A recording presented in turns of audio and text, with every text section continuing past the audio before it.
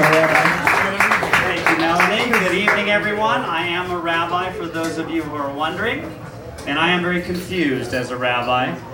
The world is changing, and sometimes I don't understand. For instance, I am a very PC person. I think the best of everyone, but the names that I'm supposed to call people are changing. For instance, it used to be black, but now I call people African American if they're black.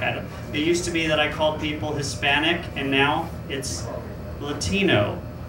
If you're Jewish, it used to be you were Jewish, then you were a Heb, and now you're a soul-sucking Jesus killer. And I think, so the world changes, and I'm trying to keep up, and it's hard. So as a soul-sucking Jesus killer, I want you to know I'm very confused because I look in a mirror, and guess what?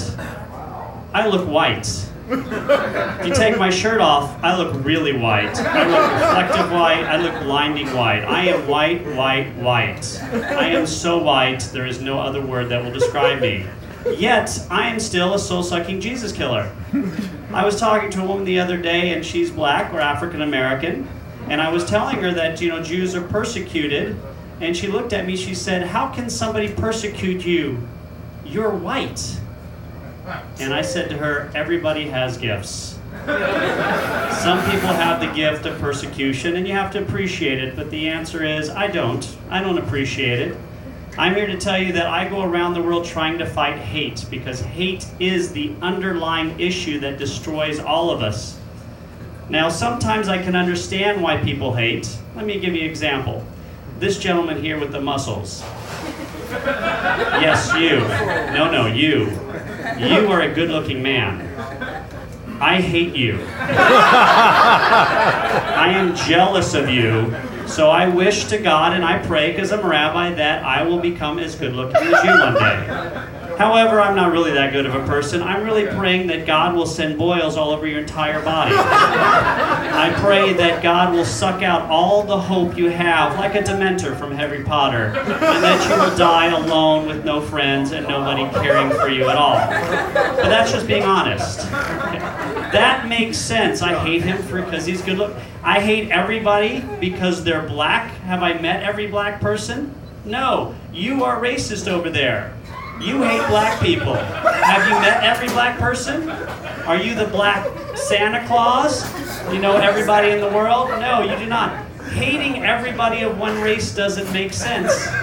Now, some things can make sense with hate. It's not right, but it makes sense. For instance, I hate all comedians who tell terrible stories, who curse, and also who are disgusting.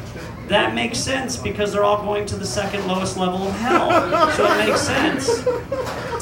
The lowest level of hell, of course, is for people who laugh at those jokes. But I hate everybody because they're Jewish? How stupid. It is so ridiculous. Again, sometimes I do understand hate. For instance, my dog is a racist. She doesn't like black people. I've tried to teach her well, honestly, but she doesn't like black people. But my dog is 14 years old. That's 98 years in human years. She's from a different generation. So at least it's understandable. It's not right, but it is understandable.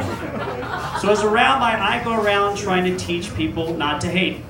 But it's really difficult. Let me give you an example of how difficult it is through history. None of you met my mother.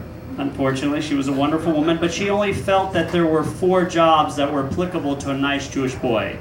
Doctor, lawyer, accountant, and dead to me.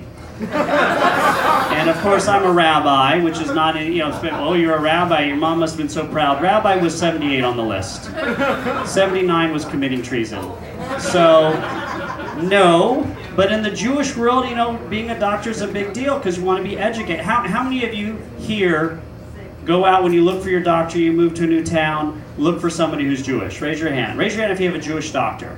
Okay. Those of you whose hands are not up, you're going to die young. You're not going to be able to get insurance, by the way.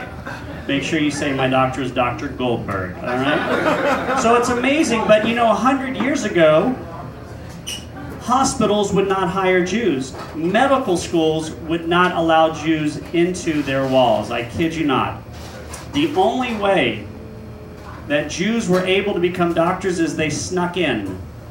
And when they finished medical school, guess what? Nobody would hire them. So what did all the Jews do? They built their own hospitals because that was the only place Jewish doctors could get jobs 100 years ago. I kid you not. And then what happened all of a sudden? Who started knocking at the door of those hospitals wanting to get in? The Goyim. The Goyim, because they wanted to go to the very best. So they would knock on the door, this is true, and they'd look in and they would say, oh, no, you really are white. You're not Jewish. I'm a Goyim. You are a Goyim too. So that's how Jews were able to become doctors, because the only reason they allowed us is because we were saving people. I'm here to tell you that racism doesn't make sense, because after those Jews saved those after those Jewish doctors saved those people, they go and knock on the country club door, and what do those same people say? You're not white. You're soul-sucking Jesus killers. Because racism doesn't make sense. So I'm here to teach everyone, please be good to each other. Don't be a racist. Be good. And most importantly, to be a good human being, there's only one thing you need to do. There's two. Don't eat pork. And tip your bartenders. Thank you, guys. Yay! Bravo!